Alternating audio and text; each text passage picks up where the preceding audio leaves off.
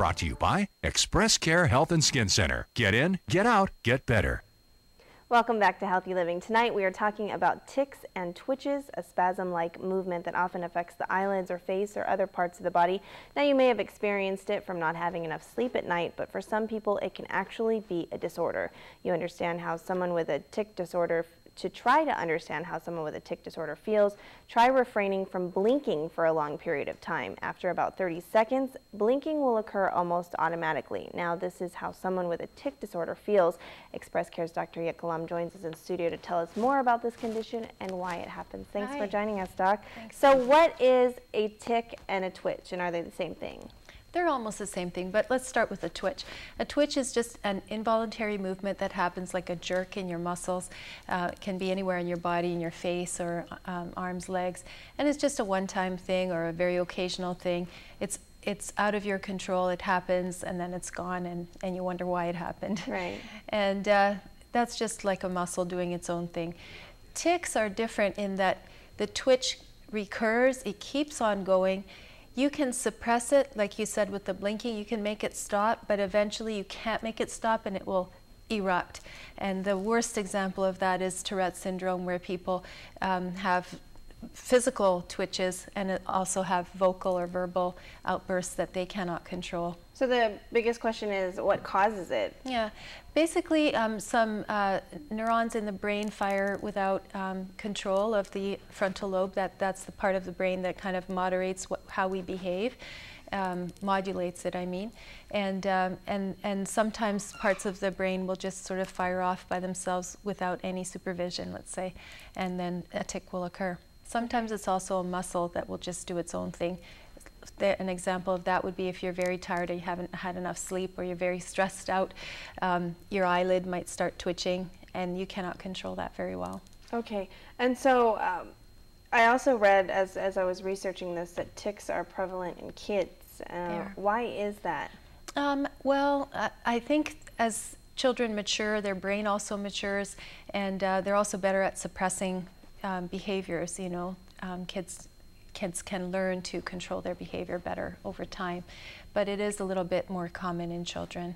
Okay, is it more common in boys than girls, or? Yeah, typically boys, a little bit more common than girls. Okay, now tics can actually get worse under certain situations, such as stress or family emergencies. Let's talk about that. Yeah, so again, normally your brain is always sort of supervising what you're doing. Your frontal lobe's part of your brain.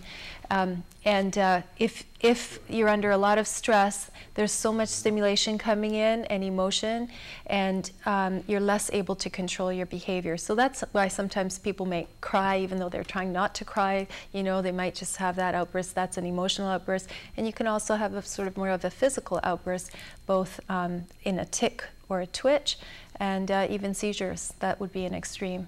Okay, so how does somebody treat tics and then also twitches? Twitches, you said, just are kind of rare occurrences. Yeah, twitches are, you know, off and on. Sometimes we can use muscle relaxants. Sometimes it's just basically breathing exercises, de-stressing, getting more rest. But tics usually require medication to control it, because it is, again, something the person can suppress only for a period of time, and then it just has to take over. So we use medication to suppress it, but it is controllable.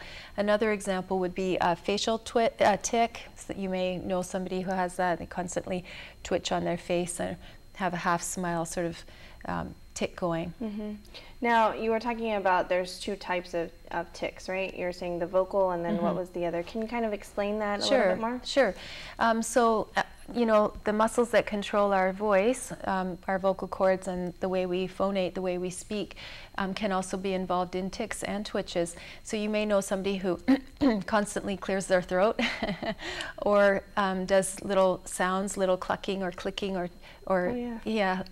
sort of some noises like that, or even lip smacking, and then the extreme again is Tourette's syndrome, where people have actual words coming out that they cannot control, and sometimes they're swear words or other foul language, because again the person's trying not to say that thing so much to the point where they can't, and it comes out. Blurt it out. Yeah. Okay.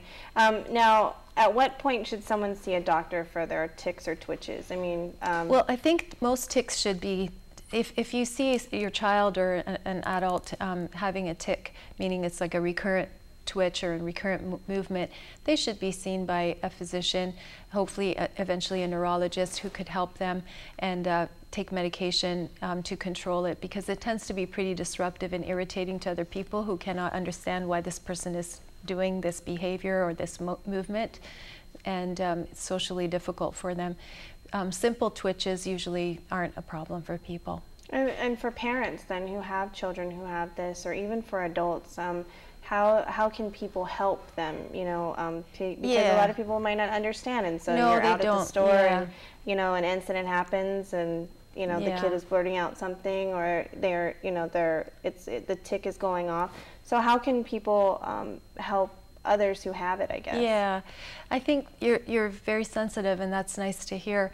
I think not judging is really a good policy, and you know, sometimes you may think a child is doing something intentionally when they're not, you know, when they have a medical disorder.